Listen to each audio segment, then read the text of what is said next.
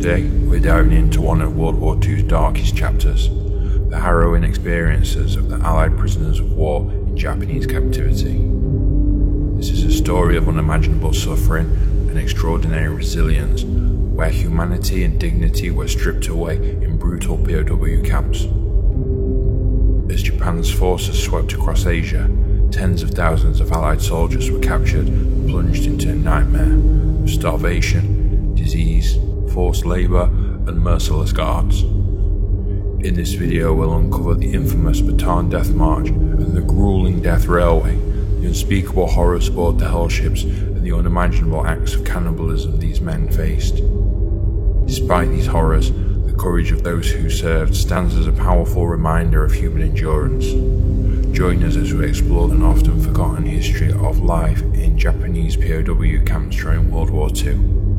A history that demands to be remembered. One of the earliest and most brutal examples of suffering faced by the Allied POWs was the Bataan Death March. After the fall of the Philippines, over 70,000 American and Filipino soldiers were forced to march 65 miles in sweltering heat with no food or water. Those who fell behind were beaten, bayoneted, or shot. By the time the march ended, thousands were dead from exhaustion, dehydration, or outright murder. For those who survived the march, the horrors had only just begun. The camps they were taken to were little more than holding pens for the dead and dying. Disease was rampant. Malaria, dysentery, beriberi swept through the cramped, filthy barracks. The Japanese provided little to no medical care, and those who could not work were left to die. Starvation was a daily reality, with rice rations often contaminated with maggots, rat droppings or worse. Meat, if it ever appeared, was usually putrid.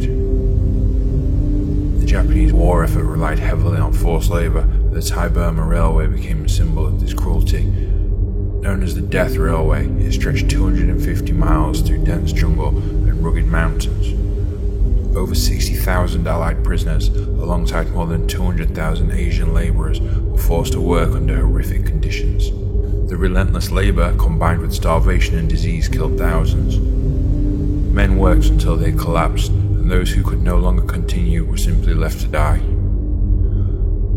Punishments were brutal and arbitrary.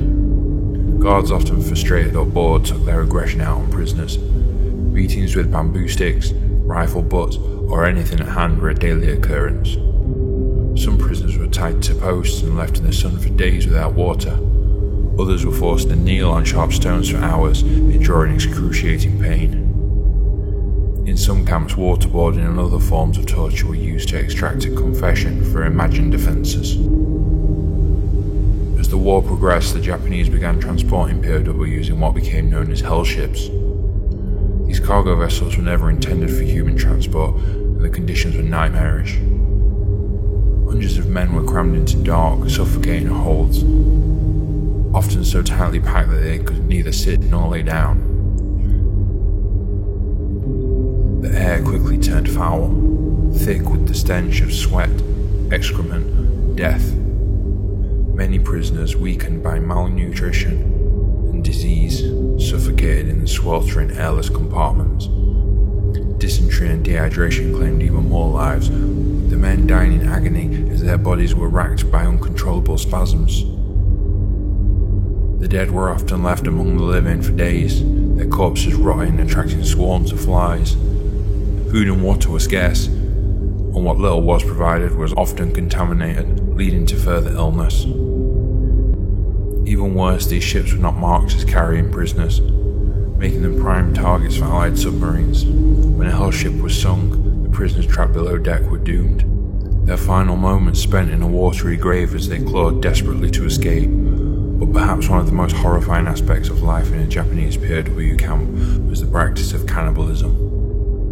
Driven by desperation, a twisted sense of superiority, or the need to assert dominance, some Japanese soldiers resorted to consuming the flesh of their prisoners. This horrific practice was not isolated, but occurred in several instances across different theatres of the war.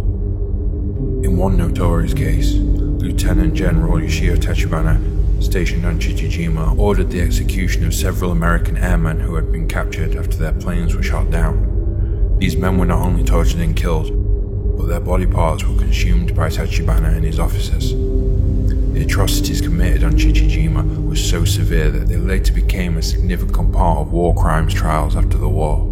Another gruesome incident involved Indian soldiers captured during the Burma campaign.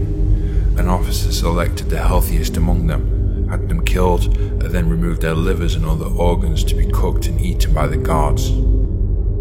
The practice of cannibalism among the Japanese military was not merely an act of survival, but often a symbolic act meant to dehumanize the enemy, breaking them down into nothing more than a source of sustenance. These acts of barbarism left psychological scars on those who witnessed them and stand as some of the darkest moments in the history of warfare. Survivors who lived to tell these tales were haunted by the memories of their friends and comrades who had been consumed, both figuratively and literally, by the horrors of war. In the face of such unimaginable horror, the human spirit fought to survive. Prisoners created secret diaries documenting their experiences in a hope that one day their stories would be told. They shared what little food they had, cared for the sick, and found ways to resist their captors in small but meaningful ways. Some prisoners even managed to escape, though the chances of success were slim and the punishment for recapture was often death. When the war finally ended, the surviving POWs were liberated, but the toll had been immense. Nearly 27% of Allied prisoners in Japanese camps did not survive, a death rate far higher than German POW camps. Those who lived carried with them the indelible memories of brutality, starvation, and death. The psychological scars would never fully heal, and for many the war would continue in their minds long after the fighting had stopped. The story of the Allied prisoners of war held by the Japanese is one of unimaginable suffering and endurance. It serves as a stark reminder of the depths of human cruelty and the resilience of those who endured it. This chapter of history must never be forgotten. The legacy of these men stands as a testament to the strength of the human spirit in the face of unimaginable adversity.